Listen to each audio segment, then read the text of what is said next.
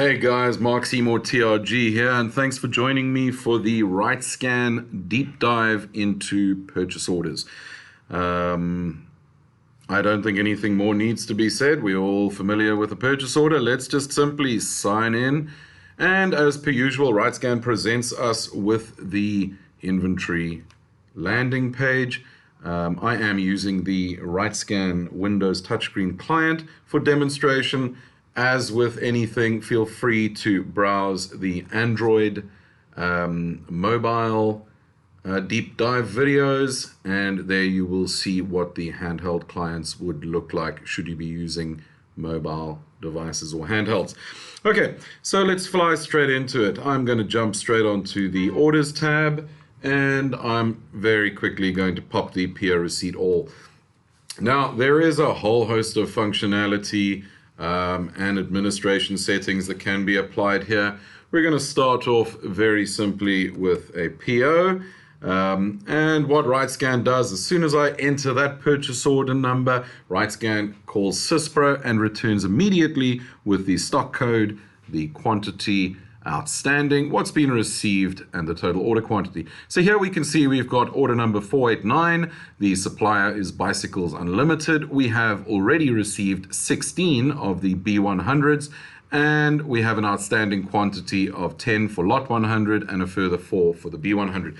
Very straightforward and simple. I can either go ahead and scan the items that have been received. Remember, this is receiving, so it is likely to not carry barcodes that include your stock code.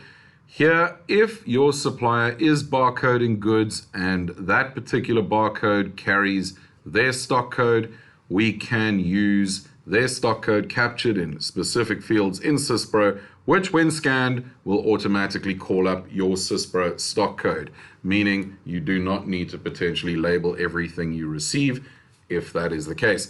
Okay, so carrying on, as mentioned, I could scan that stock code or very simply pick the line item I want to receive. What happens is riteSCAN presents the item card, and here I can see again, I'm looking at line 2, stock code B100, and I have an outstanding quantity of 16. I'm going to go ahead and just pick 10 of those items. Bin, we are operating within a multi-bin warehouse. If your facility is not a multi-bin setup or doesn't carry a multi-bin setup, riteSCAN will not ask for the capture of that bin. What do we have on hand? We have the query option. So here, if I want to, I can very quickly pop that up and it will show me any particular bins that I could receive into. In this case, I'm going to receive into bin N. What's quite useful from a receiving perspective, if you are a multi-bin facility, you have the option of receiving straight into that bin location. What is quite nice, potentially set up a receiving bin and receive that stock into a receiving floor bin and use a bin transfer to perform a put away following receipt. So what have we done here? We've just identified a quantity of 10, the bin that we're going to receive it into. We can then capture a reference and note, and of course a supplier delivery note number. Each of those fields we can force the capture of that relevant detail, ensuring that whatever information we want is required is captured. So here, just a dummy, I'm using delivery note 2015. I'll change that to 2019. And I'm just going to select save. What riteSCAN has done is it's positioned in the left-hand column an X under post. What would happen now is I could go and select another stock code and I could enter any particular information or quantity. The outstanding quantity here is telling me is 0, but you will notice something quite interesting on the top right-hand side. This item is flagged as an inspectable item within SysPro. So very clearly presented to the operator, inspection required is applicable to this product. I could continue, go ahead, enter my quantity, and because it's a lot traceable item, the lot number, if I'm using manual lot numbers in SysPro, I would capture that.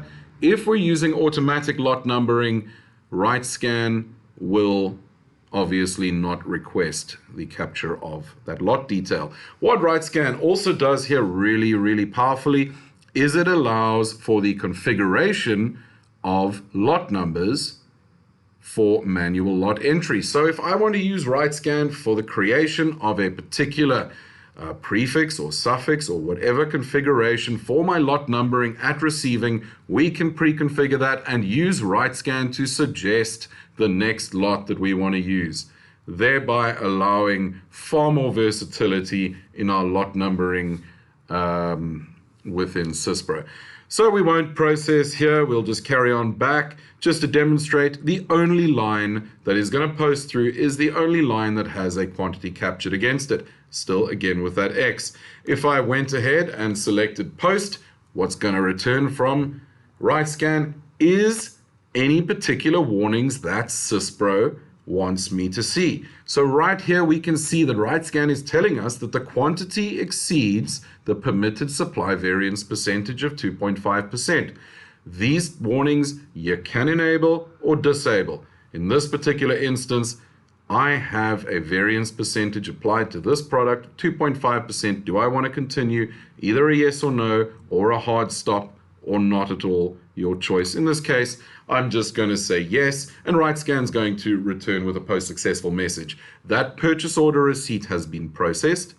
If you have now configured riteSCAN to generate any particular product labels, the screen will present and you can enter or default the quantity of labels that you want to receipt, and through integration to Bartender label printing software, we will print off the relevant number of labels required, which your team can then apply onto the product and make available for put away.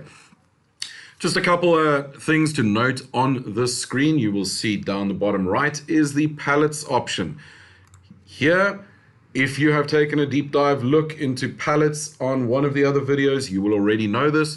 But here, very simply, when I'm processing a purchase order receipt, I can receipt stock directly onto a pallet, while at the same time triggering off the creation of a pallet label. Here we can use riteSCAN either to generate IDs for us, or we can use our own pallet numbering sequence manually if we so choose.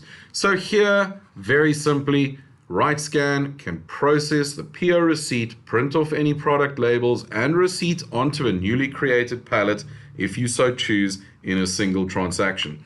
What else can we do? If we take a look under other, we will see apportionment. Those familiar with freight apportionment and that functionality within SYSPRO, here again, you can add any particular freight apportionment, any merchandise or non-merchandise cost that you want to apply. You can have that added onto the receipt. Again, if you are using the freight apportionment function in SYSPRO, here, that will then push through with the post and have that value amended. Okay, so that was a really quick deep dive into PO receipt functionality within riteSCAN. If you have any particular questions surrounding this, or you would like to understand how this can be applied or implemented into your environment, please get hold of us at sales@trg.co.za. Otherwise, feel free to visit any of the additional deep dive videos. If pallets is your thing and a pallets is required, please take a look at the deep dive for pallets. Otherwise, thank you for your time, and we hope to hear from you soon. Bye-bye.